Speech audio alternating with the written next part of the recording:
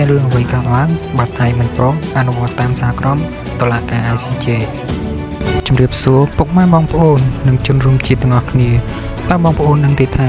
បើកម្ពុជាឈ្នះក្តីនៅតុលាការអន្តរជាតិ ICJ ហើយភាគីថៃនៅតែមិនព្រមអនុវត្តតាមតើពិភពលោកនឹងធ្វើអ្វីចំពោះពួកគេថ្ងៃនេះយើងមកដឹងអំពីទណ្ឌកម្មធំៗដែលថៃអាចនឹងប្រឈមមុខទី1ការដាក់ទណ្ឌកម្មពីក្រមប្រឹក្សាសន្តិសុខ UN យោងតាមមាត្រា94នៃរដ្ឋធម្មនុញ្ញសហប្រជាជាតិបើថៃមិនស្ដាប់តុលាការកម្ពុជាមានសិទ្ធិរុញរឿងនេះទៅកាន់ក្រមប្រឹក្សាសន្តិសុខនៅទីនោះគេអាចសម្រេចដាក់ទណ្ឌកម្មសេដ្ឋកិច្ចការផ្ដាច់ពាណិជ្ជកម្មឬបង្កកទ្រព្យសម្បត្តិមន្ត្រីធំរបស់ថៃនៅក្រៅប្រទេសបានភ្លាម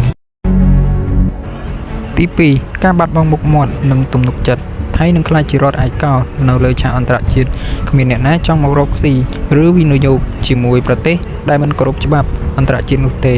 នេះគឺជាទណ្ឌកម្មសេដ្ឋកិច្ចដែលមើលមិនឃើញតែមានឥទ្ធិពលយ៉ាងខ្លាំងបំផុតទី3សម្ពាធពីប្លុកអាស៊ានក្នុងនាមជាសមាជិកអាស៊ានការរឹងរូសនឹងធ្វើឲ្យថៃបាត់បង់សម្លេងនិងឥទ្ធិពលក្នុងតំបន់ដែលអាចនាំឲ្យមានការដាក់សម្ពាធពីការទូតពីប្រទេសជិតខាងផ្សេងទៀតដើម្បីរក្សាសន្តិភាពក្នុងតំបន់ទាំងមូល3ចំណុចនេះហើយដែលទណ្ឌកម្មរបស់ ICJ នឹងដាក់ទោសចំពោះប្រទេសណាមួយដែលមិនគោរពច្បាប់អន្តរជាតិសរុបមក ICJ ទោះគ្មានប៉ូលីសចាប់បង្ខំទាល់ដៃតែអំណាចនៃច្បាប់អន្តរជាតិនឹងអាចធ្វើឲ្យប្រទេសមួយដួលរលំសេដ្ឋកិច្ចបានចុះបងប្អូនវិញយល់យ៉ាងណាដែរចំពោះរឿងនេះសូម comment សូមកុំភ្លេចចុច like និង follow ដើម្បីទទួលបានព័ត៌មានថ្មីៗបន្ថែមទៀតសូមអរគុណ